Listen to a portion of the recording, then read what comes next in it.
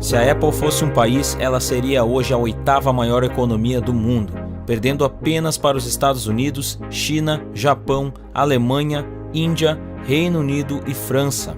Com o valor de mercado que bateu inéditos 2 trilhões de dólares, o equivalente a 11 trilhões de reais, a Apple é sinônimo de inovação e qualidade e suas contribuições vão muito além do iPhone, do iPod e do iPad.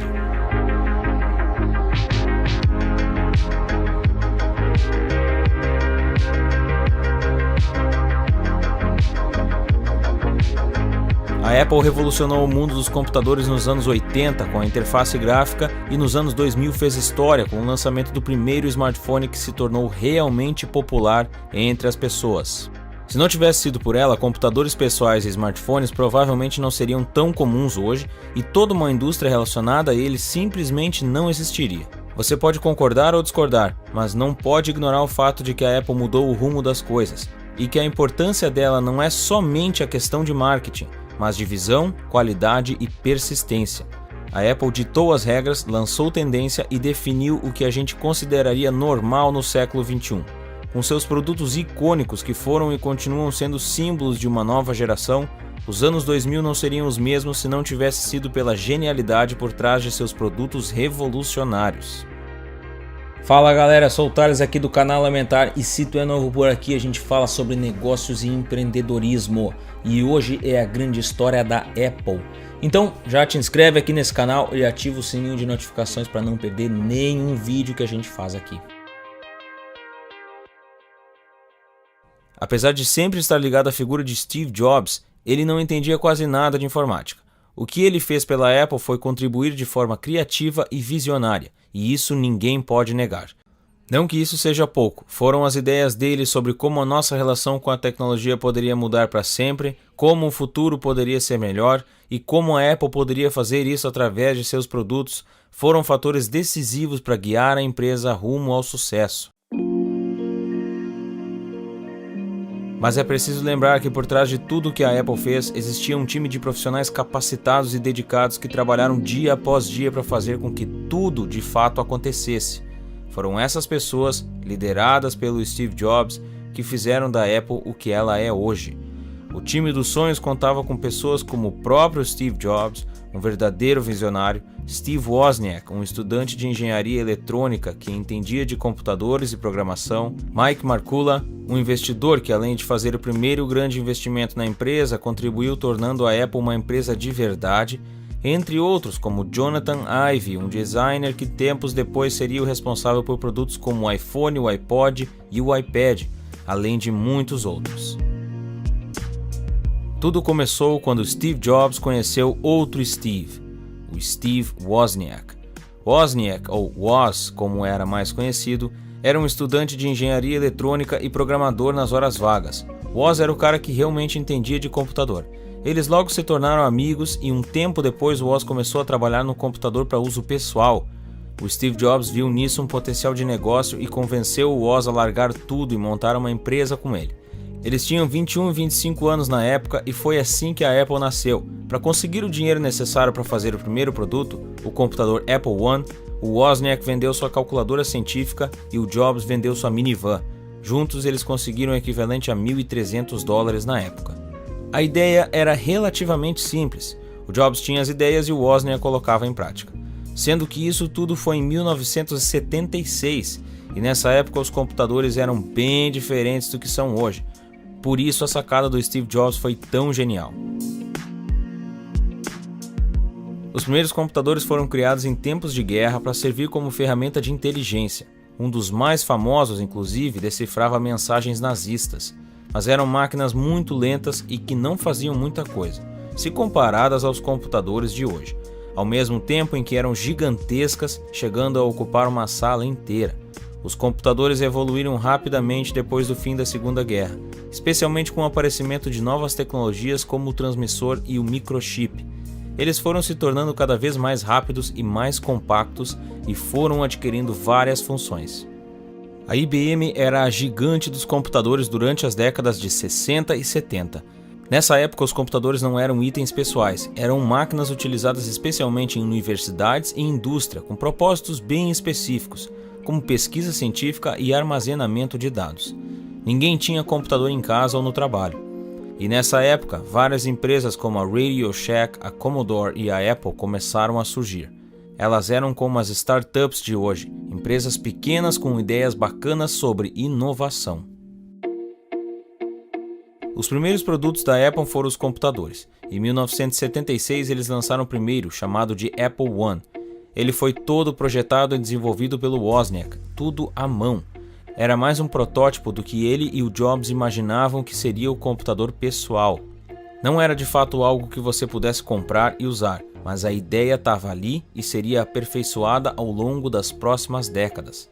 Em 1977, a Apple lançou o Apple II, que, a princípio, não foi um sucesso de vendas, até o VisiCalc ser lançado 2 anos depois, em 1979. O VisiCalc, apelido para Visible Calculator, ou calculadora visual, foi um programa que hoje parece simples, mas que revolucionou o mercado de computadores pessoais, porque foi a primeira planilha digital da história. Foi a ideia por trás de programas amplamente usados até hoje, como o Excel. Quando o VisiCalc foi lançado no fim dos anos 70, ninguém nunca tinha visto algo do tipo. É bizarro pensar nisso hoje, mas é verdade. Foi a primeira vez que as pessoas pensaram que talvez fosse uma boa ideia ter um PC, afinal você precisava de um para rodar esse programa. Nessa época, poucas empresas desenvolviam computadores pessoais, a maioria focava nos mainframes, como a IBM. Uma das empresas que focava em computador pessoal era a Apple, que viu as vendas do Apple II dispararem do dia para a noite. O problema foi quando a IBM percebeu e resolveu entrar na briga.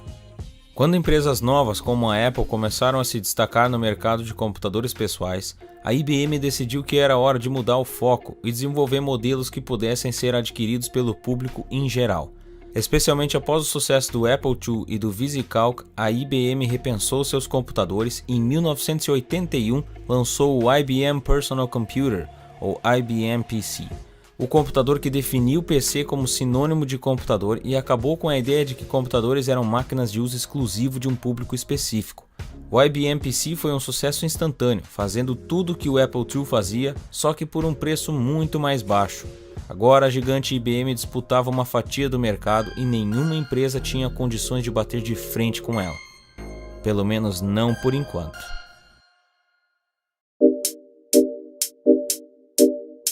Em 1973, a Xerox, mais conhecida como Xerox, empresa que inventou a fotocopiadora, operador de...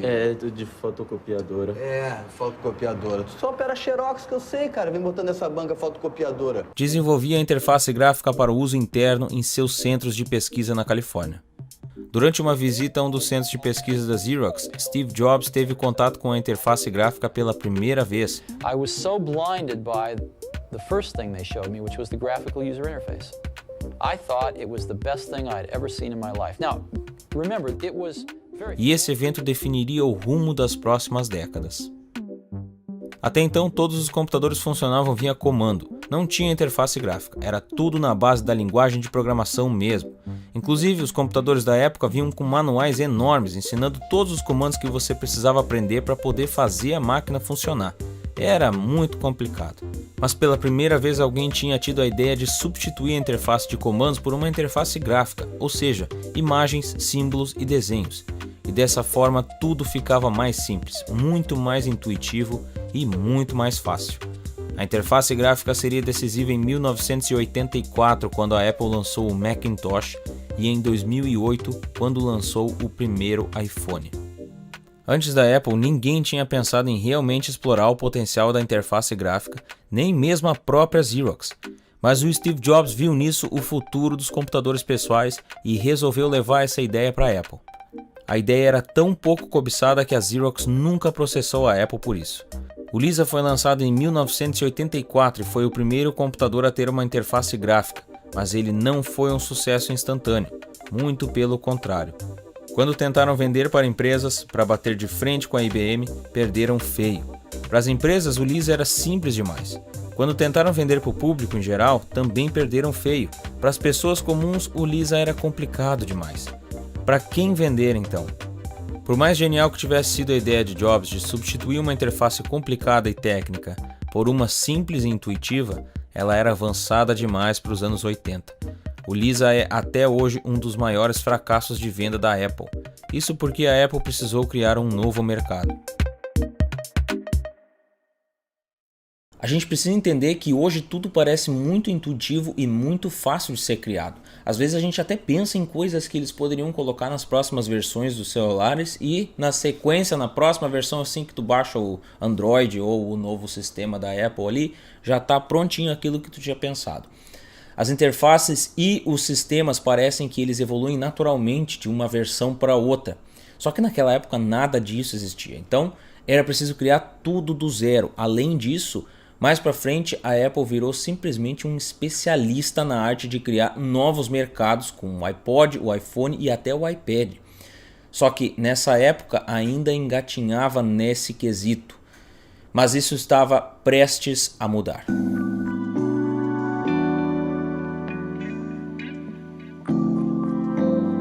Os anos 80 ficaram conhecidos por uma série de coisas. Foi um ano em que o Pac-Man foi lançado, a Disney inaugurou o Epcot, a Motorola introduziu os telefones celulares nos Estados Unidos, a Microsoft lançou o Word e a MTV foi ao ar pela primeira vez. Além disso, o computador foi eleito a pessoa do ano pela revista Time, numa edição histórica.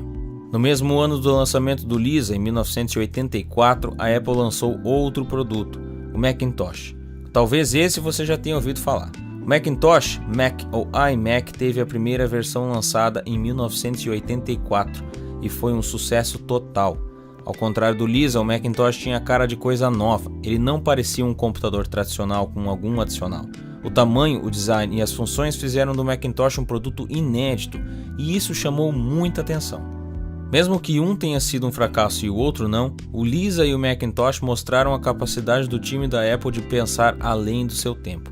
Eles representaram as tentativas exaustivas da Apple de traduzir sua visão de inovação, tecnologia e praticidade. Depois do Macintosh, nenhum computador foi o mesmo.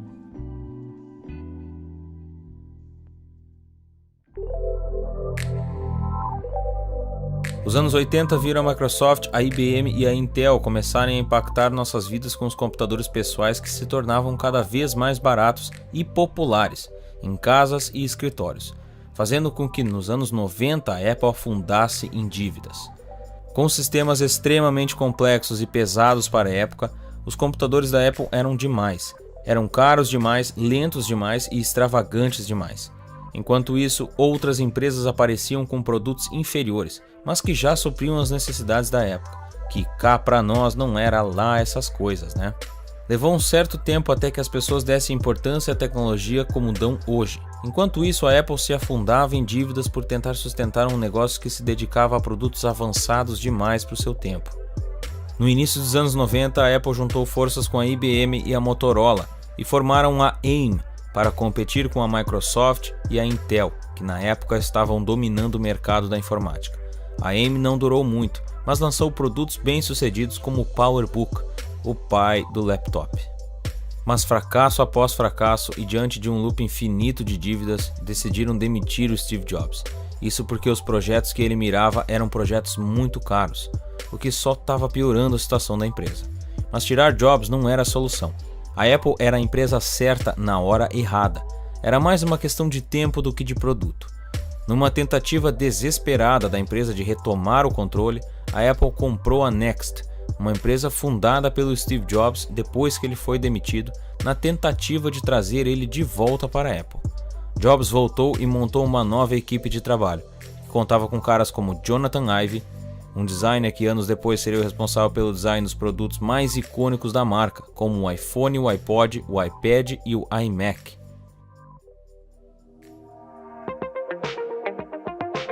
Trabalhando com um time de designers, Steve Jobs deu a eles mais autonomia do que qualquer outra empresa já tinha feito e estabeleceu que os produtos da Apple deveriam ser bonitos, sofisticados e práticos.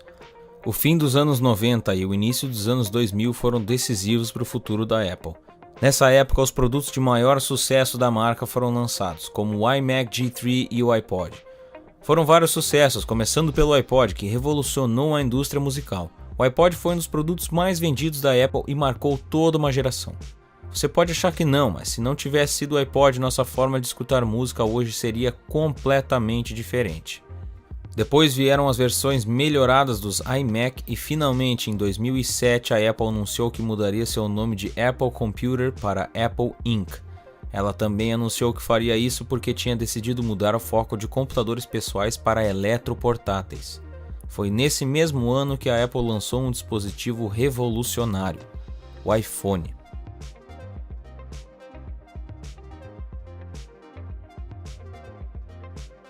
Os anos de 2008 a 2018 podem ser considerados a década do iPhone. E a gente precisa enfatizar ele aqui, porque ele foi muito mais do que um celular bacana e da moda. O iPhone foi simplesmente o celular que tornou o smartphone comum. Sério, todos, de qualquer marca. Antes dele a gente não tinha nada igual. O iPhone foi o primeiro smartphone com tela 100% touch que dava para usar de forma super intuitiva. Além disso, era muito rápido para a época e fazia diversas coisas de forma simples, como mandar e-mail ou acessar o navegador.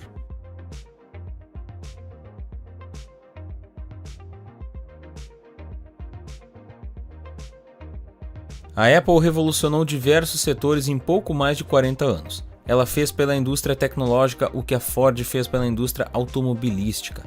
Quando uma empresa como a Apple se torna notícia, a gente tende a achar que sempre foi assim. Mas houve uma época em que a IBM era a titã da tecnologia e as empresas menores fundadas por pessoas como você e eu não tinham tamanho para competir, mas entraram na briga porque tinham uma ideia, um projeto ou um sonho. Algumas, como a Apple e a Microsoft, resistiram ao tempo e estão aí até hoje. O que empresas assim deixam para nós é, acima de tudo, uma lição sobre persistência.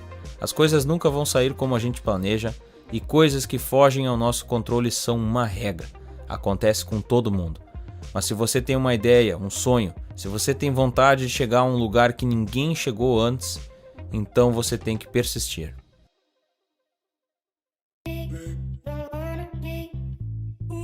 Podemos pensar que a Apple é uma empresa de tecnologia ou de produtos, mas não podemos deixar de lado a ideia de que a Apple pode ser uma empresa de marketing.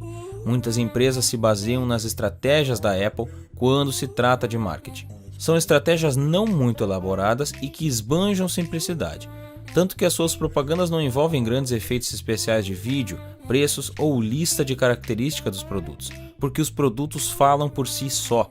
Mas isso acontece justamente pelos grandes lançamentos e subsequente sucesso de produtos como o iPod, o iPhone e o iPad. A Apple aprendeu com o fracasso do Lisa e hoje domina a arte de criar novos mercados. Talvez criar novos mercados não seja bem o termo correto, mas sim criar a necessidade nas pessoas de consumir aquele determinado produto. Muitas empresas fizeram tentativas de introduzir os tablets muito antes do iPad, mas quem os popularizou e colocou na cabeça das pessoas que elas precisavam daquilo foi Steve Jobs e a Apple.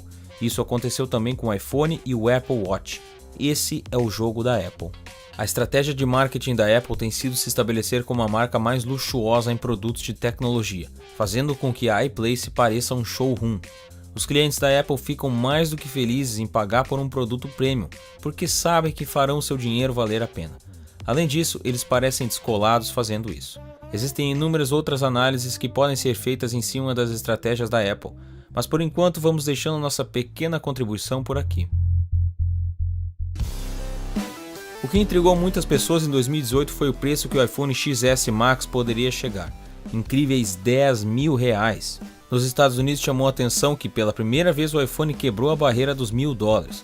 Mas mais uma vez esse é o jogo da Apple, ser reconhecida como uma marca de luxo em produtos de tecnologia.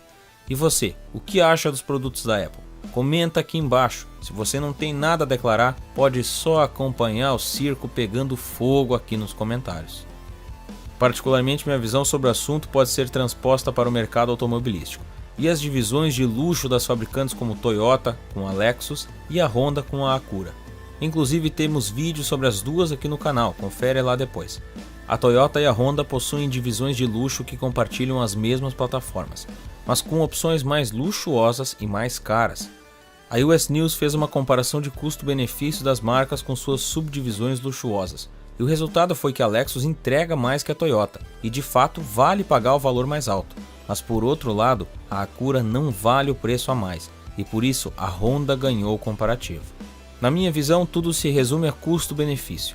Quanto eu pago versus o que eu recebo por isso. No Brasil, realmente fica difícil acompanhar os lançamentos da Apple, pois os valores exorbitantes acabam tornando a compra inviável. 5-inch Super Retina display. And that's a huge breakthrough. Yes, operations per second. From f1.4 to f16. And the background is changing with it. It starts at $999. An iPhone XS Max, same 3 configurations with its larger screen, larger battery, with just $100 more, starting at $1099. Mas enfim, esse vídeo não é uma afronta a quem compra a Apple. Existem muitas opções hoje no mercado e isso é muito bom. Entra aqui mais uma vez o mesmo assunto que já comentamos no vídeo sobre a história da Volkswagen. Hoje é muito comum ser extremista em tudo que é tipo de assunto, inclusive tecnologia e celulares. Muitas pessoas esquecem de analisar caso a caso e aproveitar aquilo que as empresas têm de bom e deixar de lado o que elas têm de ruim. Um exemplo do que a Apple tem de ruim é que ela descaradamente fala coisas que às vezes não fazem muito sentido, exatamente como toda a novela para retirada da entrada do fone de ouvido. A Apple diz que tudo se resume a uma palavra: coragem. Eles poderiam ter pensado em qualquer outra bobagem para falar, menos coragem. Curiosamente, a retirada da entrada do fone de ouvido coincidiu com o lançamento do AirPod, o fone Bluetooth da Apple. A Apple quer ganhar mais dinheiro, sem problemas, essa é a base de qualquer negócio, não tem problema nenhum com isso. Mas não venha me dizer que se trata de coragem, pode inventar qualquer outra coisa. A Samsung inclusive tirou sarro da Apple por essa prática e fez questão de dizer que seus modelos tinham uma entrada de fone de ouvido, provocando a Apple. Do you want to know what else it comes with? An audio jack. I'm just saying. Mas um tempo depois, silenciosamente fizeram a mesma coisa, retiraram a entrada do fone de ouvido. Mais uma vez, é aproveitar o que elas fazem de bom e julgar elas por elas fazerem coisas erradas e hipócritas. Hoje, essas práticas duvidosas, tanto da Apple quanto da Samsung, não passam em branco graças à internet e plataformas como o YouTube. O YouTube também propicia para nós aqui do Elementar produzir esses conteúdos de história de sucesso, inclusive ir além, colocando a nossa opinião sobre as empresas, o mercado e as tendências sobre o futuro. Eu já fiz um vídeo aqui nesse canal, inclusive, sobre como eu criei o canal Elementar e transformei ele num negócio, nas minhas horas vagas. Se tu ainda não assistiu, tá no primeiro link da descrição aqui embaixo. E se tu gosta desse tipo de assunto, te inscreve aqui no canal e ativa o sininho de notificações para ver todos os vídeos que a gente faz aqui. E se de fato tu gostou dessa história da Apple, eu tenho certeza que vai gostar de todas as outras que a gente tem aqui no canal, porque a produção é tão boa quanto. Então eu vou deixar aqui uma playlist das histórias de sucesso e é só clicar em qualquer um dos vídeos aqui da tela. Eu te vejo lá em alguns segundos. Por esse vídeo é isso, um grande abraço e até mais.